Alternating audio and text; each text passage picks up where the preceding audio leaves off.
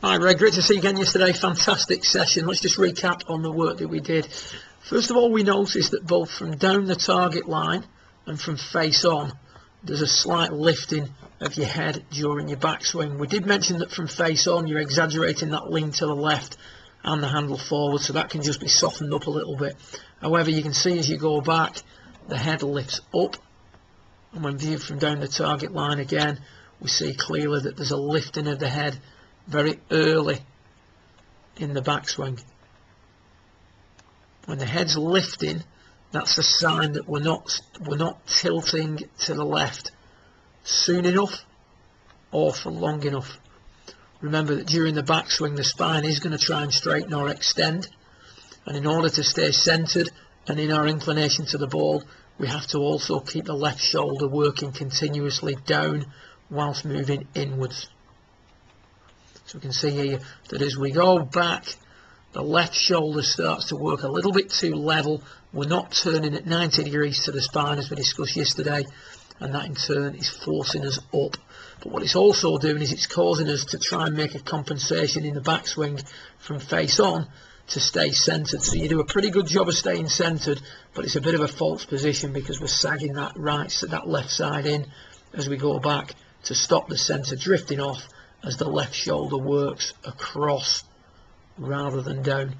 So we talked about the situation about being P1 at setup, P2 by about here, P3 by about chest height, and the left shoulder should be continuously moving down and across from P1 to P3. Should be tracing at about 45 degrees to where it was at setup, and you can see there that your shoulders work on quite a level angle on the way back. So not enough left tilt during your backswing.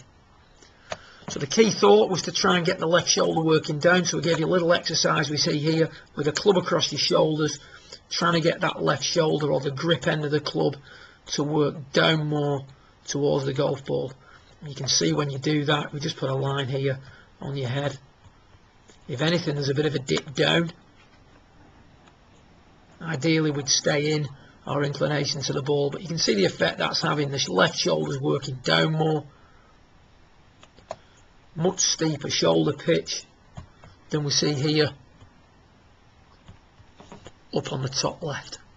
From that very level shoulder turn, all you can do now is, in an attempt to hit the golf ball, throw the arms at it as you stay in that high position that you created during the backswing, and consequently the club gets very much out in front of you. So what we saw then, bottom left, just to summarise, we saw a little bit more left tilt. We were standing taller at address, a little bit more evenly balanced, weight 55% on your left. From that slightly taller position, we now don't have any lift at all on the way back. Just put a circle around your head again. Left shoulder works progressively down and in as you go back. You can see the very, very minimal amount of lift. Arms work in nicely. But now here's the big improvement. As you start down, there's no need to actually throw the arms at the ball anymore. The club can get back on the inside much better. Look where you're attacking the ball from here, as opposed to where you were attacking the ball from previously. Much better position. Here we're going to swing quickly to the left. Very, very static in the lower body.